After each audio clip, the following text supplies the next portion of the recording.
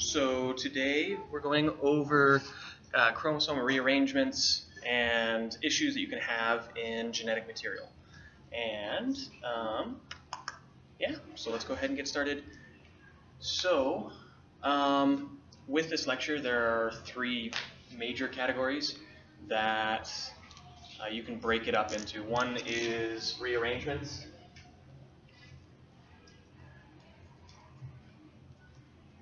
And so this is going to be things like having extra copies of the gene, having the gene deleted, having the gene, so if you have like A, B, C, D, E, F, that's not an F. Now that's an F. The gene for writing letters is deleted in my chromosome. All right, so you can either have additions, A, B, B, C, D, E, F, or you can have deletions where it just goes A, C, D, E, F, or you could have inversions where you would have A, D,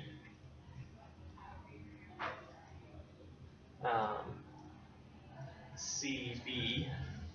So you just flipped these three around and turned them. And so we'll go into each of those a little bit.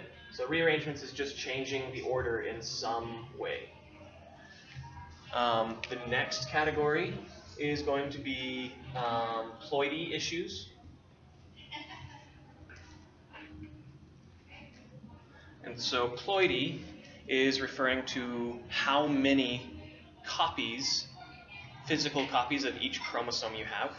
So, for example, in a normal person, chromosome 1, chromosome 13, chromosome anything has 2 copies. So you have 2 chromatids actually in your cell. And so you would look like this for a single copy. Now, in an abnormal person, you might have 3 copies of one of those, or you might only have 1 copy. And so numbers of copies, those are just ploidy issues. Ploidy is going to be like aneuploidy. Yeah, so ploidy is number of copies. Polyploidy, monoploidy, nuliploidy. And so I just call them all ploidy issues. Okay? So, and then the last thing we'll touch on is diseases. So it's actually not too bad of a lecture to get all of the stuff kind of put together. All right, so make sure that we hit all the terms because there are some terms. All right, dosage. So do you guys remember gene dosage? Okay, so gene dosage is kind of where we're talking about how much of a particular gene you're going to get. Imagine if you had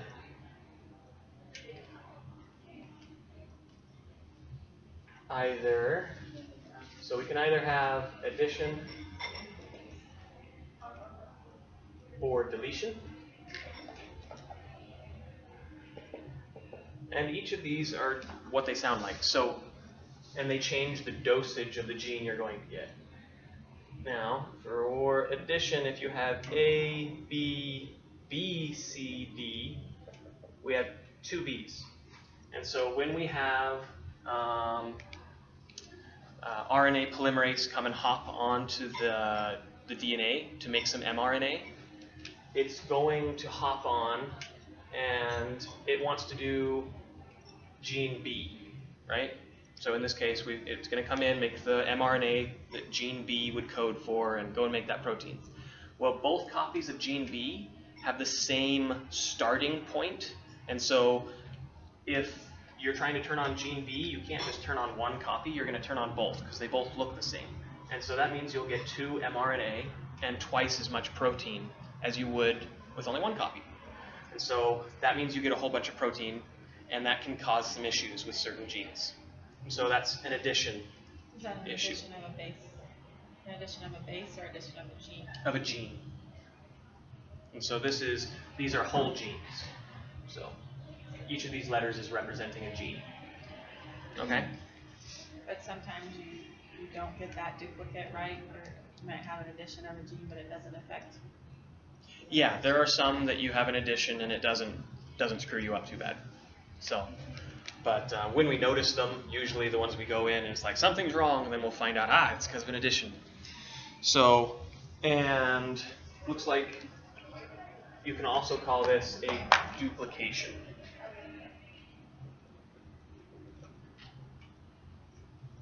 Okay.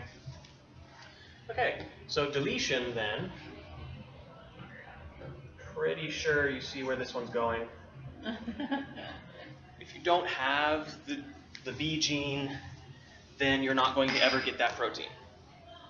So a deletion is just taking it out of the DNA sequence, and therefore you're not going to have that protein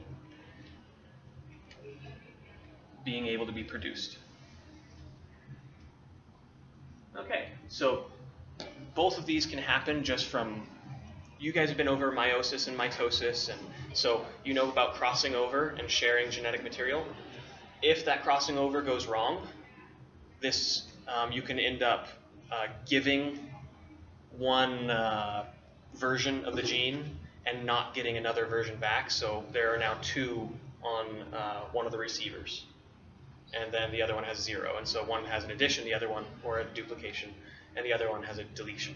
So this would always happen during meiosis. It's not something that's going to happen like later if you have a mutation due to a chemical or something like that? Not typically. It could happen meiosis or mitosis, so cell division.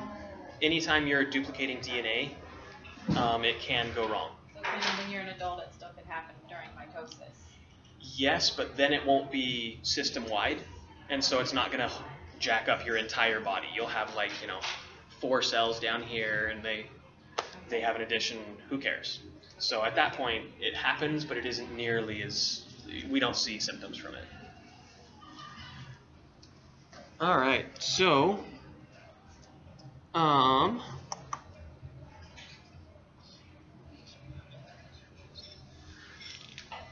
so with this,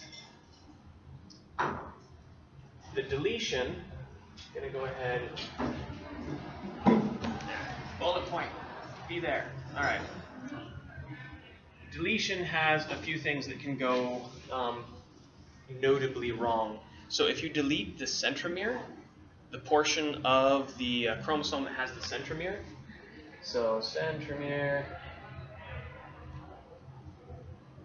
loss, then it's the centromere is where, you guys remember metaphase? What happens in metaphase? Go to the middle. They go to the middle. All right. And then you also have, yeah, exactly. And so the spindles come in, all the chromosomes line up in the middle, and then the spindles come in from the outside and they hook to the centromere, and they're ready to do anaphase, where they pull apart. They aren't there yet. But if the spindles link to the centromere, then you need a centromere. Yeah. And so if there is no centromere, then you aren't going to have that chromosome that's lost a centromere lining up properly, and so it's not going to be pulled apart. It will usually all go to one side, all go to the other side, and eventually there will be cells that don't have that genetic material. Yeah. Because the mother cell lost it, basically. So this is kind of a little side note on the meiosis and mitosis comment. Meiosis 1 is the same as mitosis, correct? And meiosis 2 is different? So yes, they're very, very similar. Meiosis and mitosis 1. And sometimes when you talk about mitosis and centromeres, meiosis like 1. prophase or metaphase, and I'm thinking like what are we doing here? Just any kind of division, I guess. Mm-hmm. I was referring specifically to, well, yeah, both of them, because you have spindles in both. Yeah, I'm just thinking on my brain for that. Yeah, it's good to. Like knowing, what's happening when, but.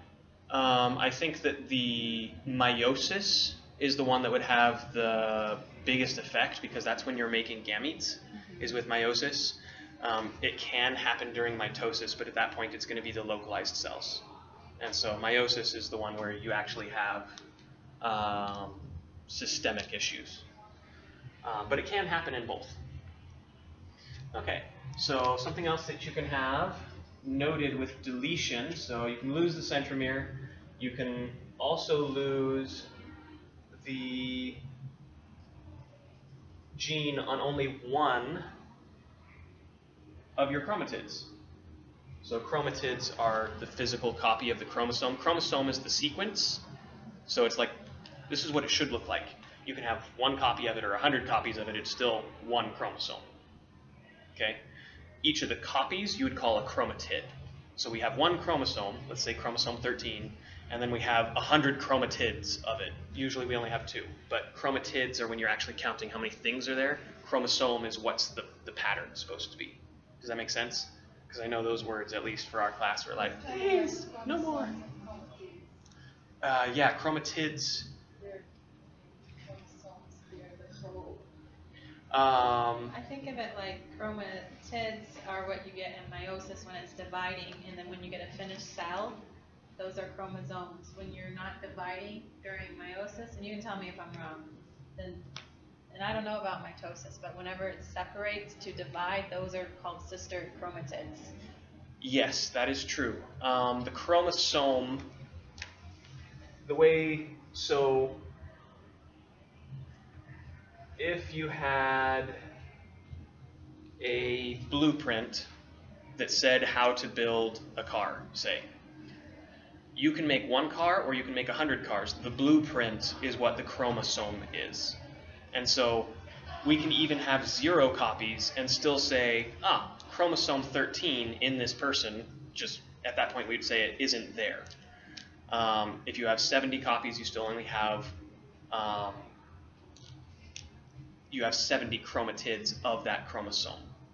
So chromosome is more about the pattern, and how many copies you have of that pattern is talking about the chromatids. So chromatids are the physical thing, chromosomes are the pattern that it's supposed to follow. And people kind of mesh and merge the terminology a lot. So just don't worry about it too much. So, man, I swear this thing's supposed to be magnetic. All right. Okay, so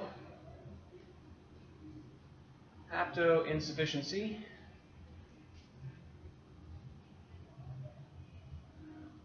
So what happens if you have one chromosome that's A, B, C, D, E, and you have another one that's A, C, D, E, and you're missing a B only in one of them?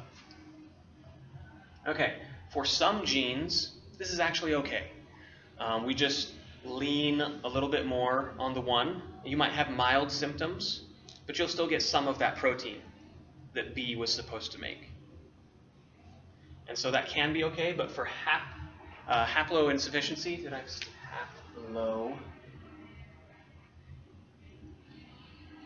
haploinsufficiency. For haploinsufficiency, this is talking specifically about when you have to have both. Otherwise, you're jacked, because you need that much, and if you fall short at all, then you're going to have issues. And so haploinsufficiency is when you have to have both. Cool? All right. And then last thing we want to talk about that can happen with deletions, so we have 3 things under deletions here, is pseudodominance. Pseudodominance. Okay, so pseudodominance, I'm going to go ahead and write 2 guys up here. A little b, C, D, E. A nothing, C, D, E. And this nothing was supposed to be a big B. Okay, so right here we have a little b, bless you. And right here we have nothing, but it was supposed to be a big B, it just got lost. Okay, so imagine mom and dad both have, I don't know, we'll go with, let's go with colorblind, let's go with, whatever, red hair. So, red hair we'll say is a recessive trait, and then let's say black hair is a dominant trait. So, if mom gave two big Bs for black hair, then, I mean, could give either of those, then the kid's gonna have black hair no matter what. Hair's more complicated than this, but just run with it. Whereas the dad has a big B and a little b, and so he can give either of those. So in this, the kid would always have black hair. Well, what if this one got entirely deleted? Then this recessive trait, which in this combination you would never see little b, because there's only one of them. Then you can have little b, nothing. And that will make so the little b is going to be expressed. So in short, pseudo-dominance is the little b looks like it's dominant because there's nothing competing against it. You can forget this example if it helped, great. If not, just remember that pseudo-dominance means that a recessive guy, there's only one copy of him, but he still is expressing because there's nothing to compete against. The haploinsufficiency, is that, so it's reduced by 50% and it affects the phenotype? Is that what you should remember about that? The protein production is reduced by 50%? It is reduced by, it's not hard and fast 50% because the cell will probably try to compensate.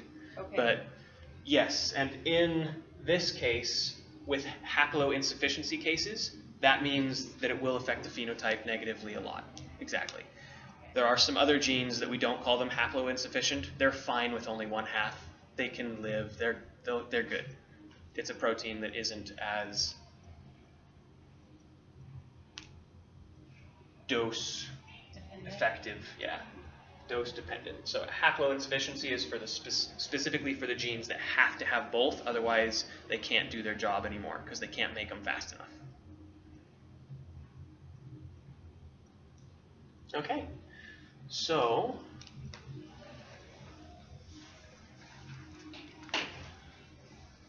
let's go ahead and do a bit of review as soon as you're done with notes there. Okay. And then we've done, I'll go ahead and say it all and then go ahead and review. So rearrangements, we have dosage issues, which are adding stuff or taking stuff away. Adding stuff means you'll get more. That can cause issues. Deleting stuff means you'll get less. And there are three special things that can happen with deletions where there's losing the centromere. That'll cause issues. Can't divide. Losing a copy when you have to have both copies. So haploinsufficiency will come into play. And you have one, but it's not good enough. And then there's pseudo-dominance. You lost one, and so something that's supposed to be hidden pops up. And then that's what we've covered so far. So, yeah, try and go through at least like the major topics, what is addition or duplication. In undergrad, I called it, we call it addition. It's duplication in her slides, so that's probably what we should stick to. And then, yeah, so addition, deletion, three types of issues with deletion. So Would see if you can remember. duplication infer multiplication as well as addition? Would that duplication infer that, or does it just mean addition?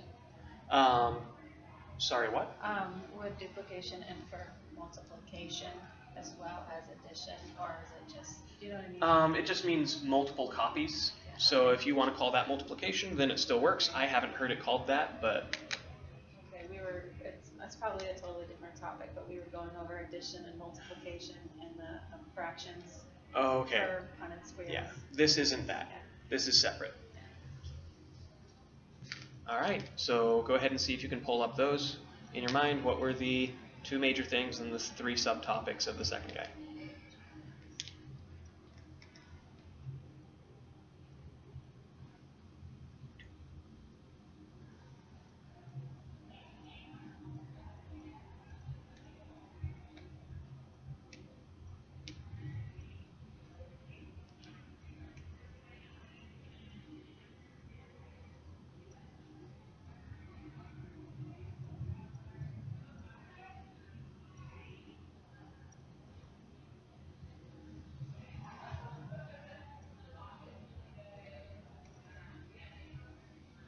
All right.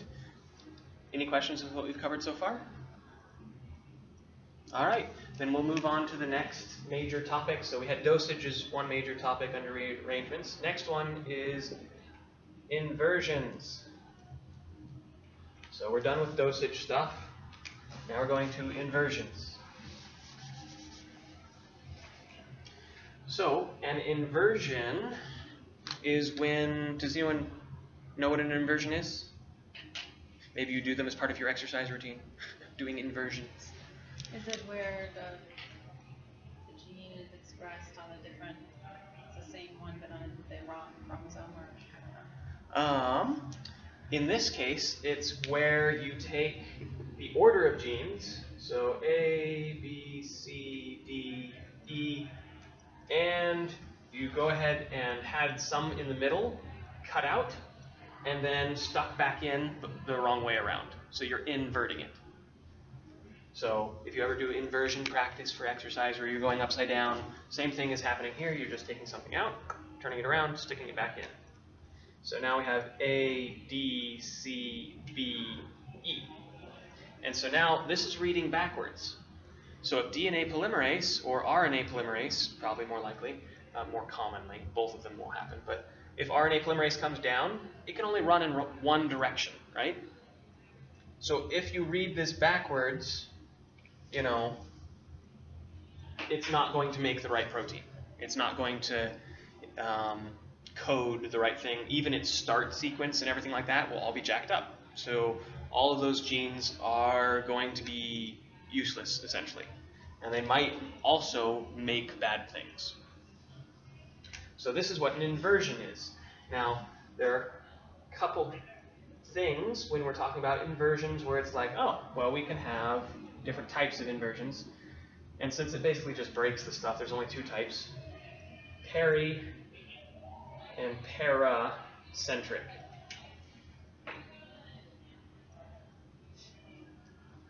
Okay?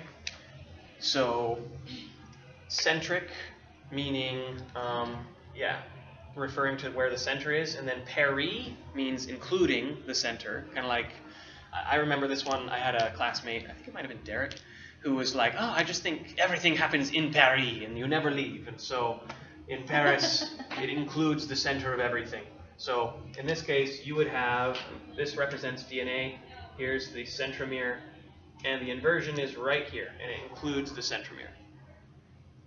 Okay? So clearly, Paris would have the important stuff in it, so that's pericentric. And you take this, cut it out, flip it around, put it back. That's pericentric. Paracentric, same thing, except just doesn't include the centromere. It's over here. You did some other place. Are enzymes doing this? Cutting? The cutting out and putting back in, enzymes would be putting it back in, cutting it out.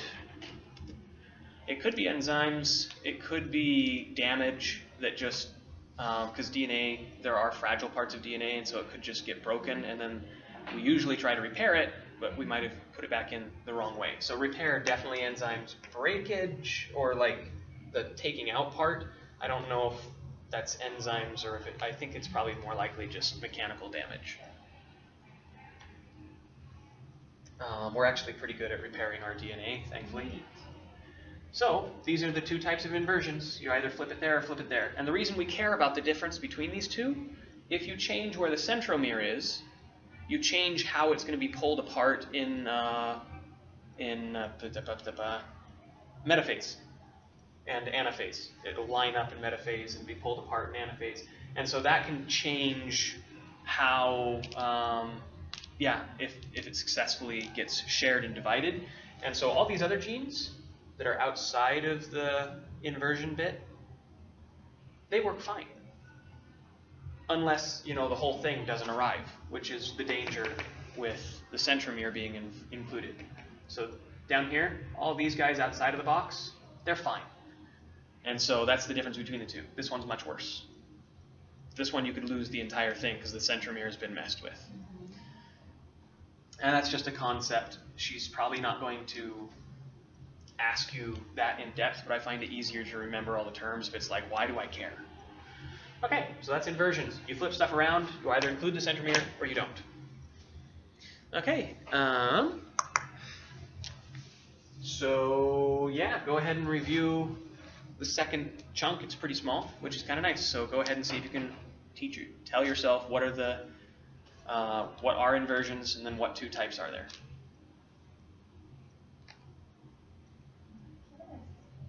Yeah, sure.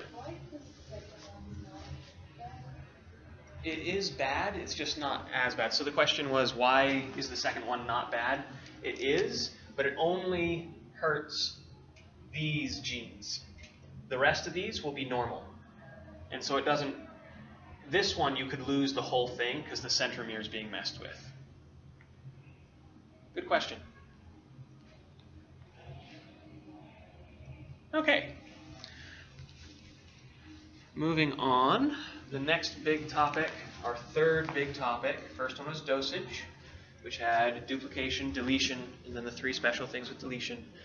Then the next one was inversions with the two types of inversions. Third one is going to be translocation. So this, translocation. So this is when you are going to be taking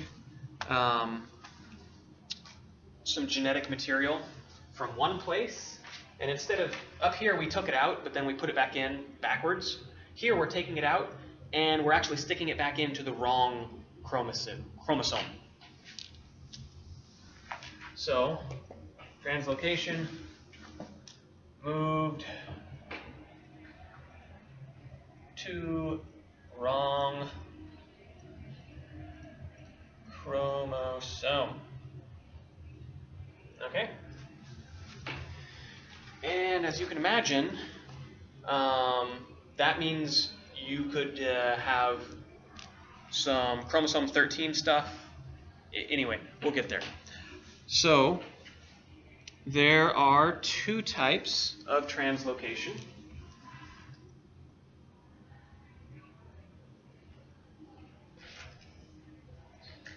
Reciprocal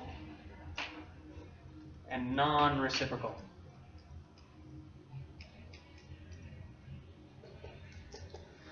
So reciprocal means that they gave some and they got some back. They traded with the wrong chromatid or chromosome. They traded with the wrong chromosome. So 13 shared with 14 instead of the other 13. 13 should only share with 13. They should never share with a different chromosome. It's bad.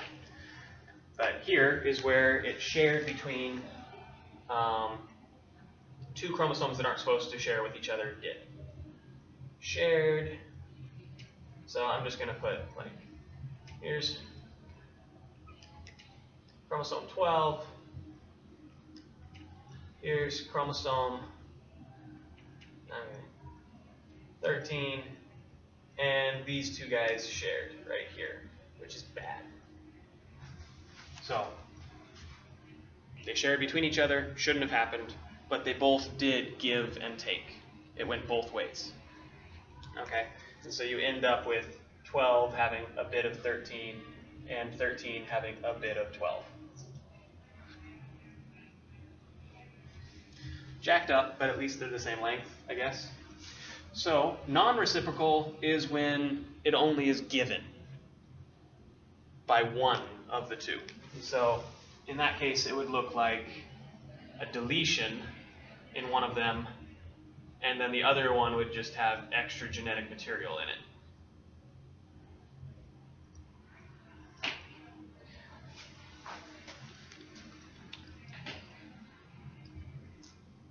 Okay.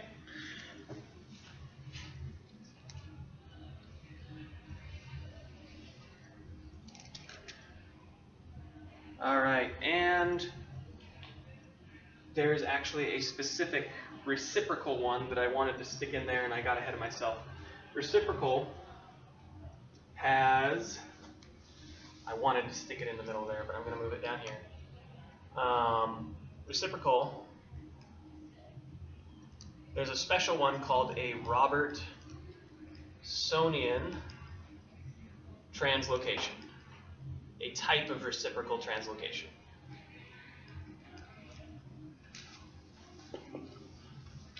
So a Robertsonian translocation is basically when you have, here's a nice thing of DNA, here's another nice thing of DNA, and actually I'm going to make this one, so the centromere is right there. Notice that the centromere is very close to the end. Naturally, this is a normal thing, and that's okay. It's just the way it is. And then this one's close to the end.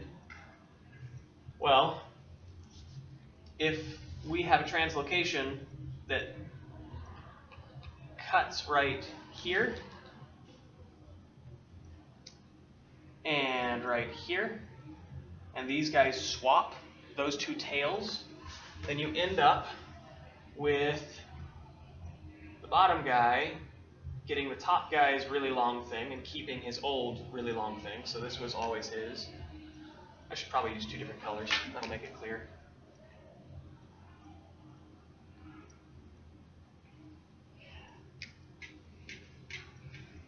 Short, long, cut right there.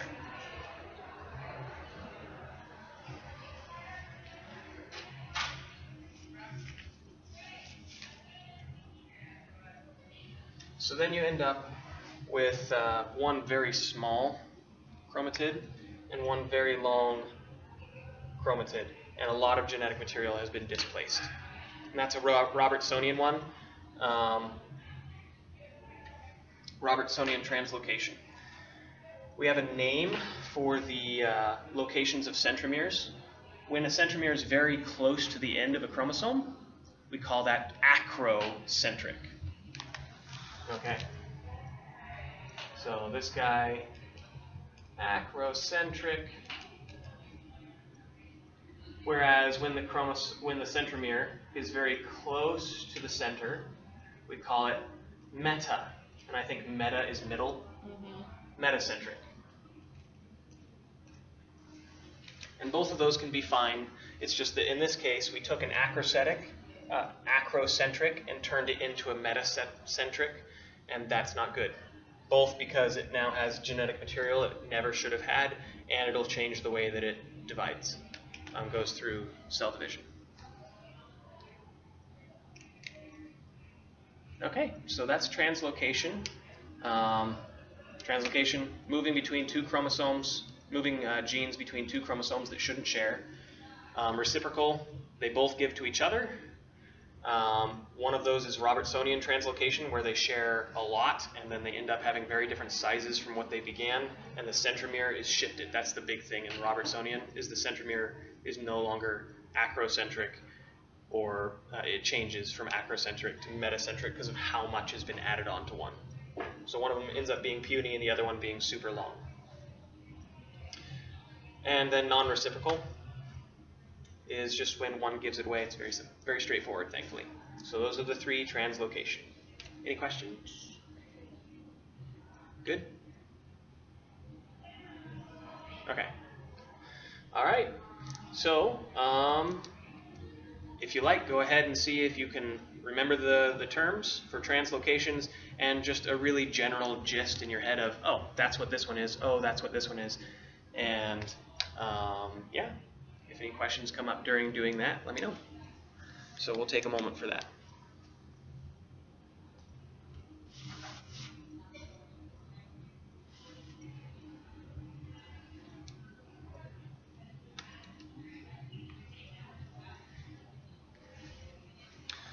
All right. Not too long on that one. Let's. There's one more thing to say in dosage, and that's pretty fast. So it's kind of its own thing. Fragile sites. And I believe that this one might be, yeah, fragile sites in general. There's also later another kind of fragile disease called Fragile X syndrome, and that's just a very specific fragile site. For this one, it's just they can break. And if they break, then you might not get all of it. Ta-da, the end. Okay. So those are all the rearrangements. Just think dosage, and if you just remember each category, dosage, inversions, translocations, and then they can break. So really 3 categories, and by the way, they can break.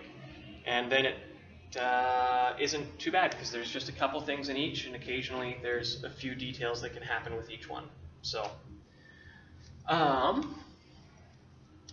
Aneuploidy issues I'm going to hit really fast so that we can get a little further, started a little bit late. So really quickly, did she go over terminology of like 2N, 3N, 14N, that kind of thing a little bit? A little bit, yes. Okay.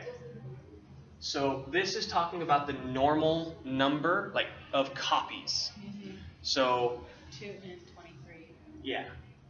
So 2N. So if you have 23 chromosomes and you have 2N in a 23 chromosome person, that means, or thing, then that means you're going to have a total of 46 chromatids of 23 different types. There's just 2 of each one.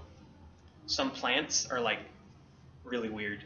They're like 5N, and they change based on offspring. They're really good at being weird in how many. Yeah, they're ploidy.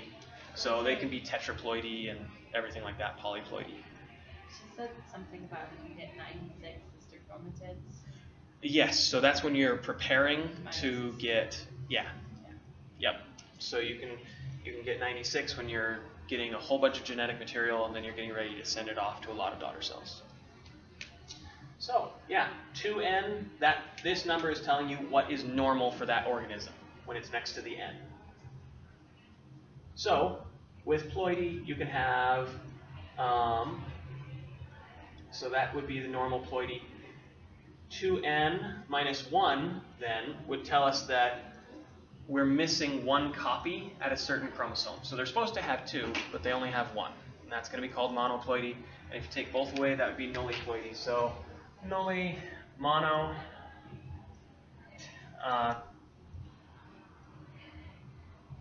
aneuploidy is the whole thing. And okay, so nulli is when you have 2N minus 2, therefore you have 0. Mono would be 2N minus 1, therefore you have 1. And really, no matter how you mess it up, all of these are called, when you have an issue of a number of chromatids, you call those aneuploidy, which is the category that we're under. So, okay. So aneuploidy, and then you can have nullisomy, monosomy, trisomy, tetrasomy, etc. And I think I was saying ploidy at the end of those, it's somy at the end of those. Okay.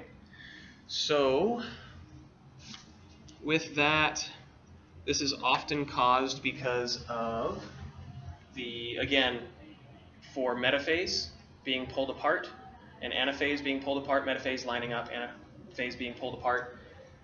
Often, if they don't get pulled apart and the spindles let go on one side, and then the both copies go towards the other side where the spindles are grabbing the centromere, then you're going to have 2 copies instead of only 1 on one side and 0 copies on the other. So during a metaphase and anaphase is where you can get ploidy issues coming from. Okay? So then that's really all that there was for ploidy. The rest of it was diseases, which I will just say that there was really, Down syndrome is the only one that looked like she really wanted you to know in depth. So I just spent time on that.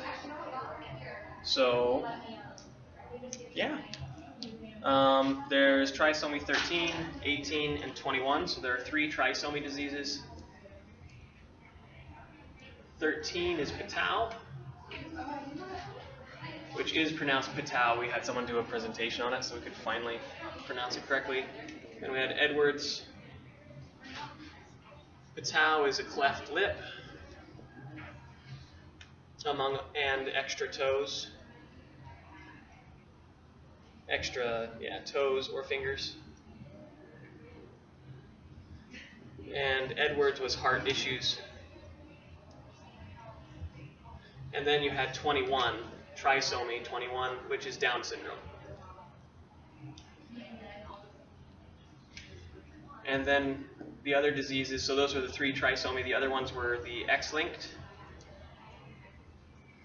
And for those, there was Turner, Klinefelters were probably the main two.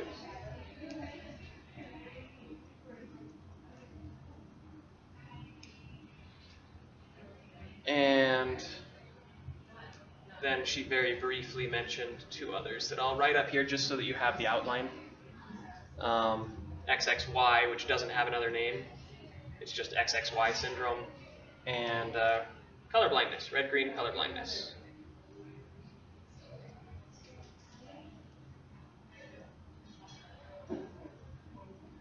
So I know we don't have time to talk about all of them, but I did want to give you the outline because cutting it up into manageable sizes is, I don't know, I've always found it very helpful. So any questions before we finish up? No? All right. Good deal. Yeah, anytime. Cheers.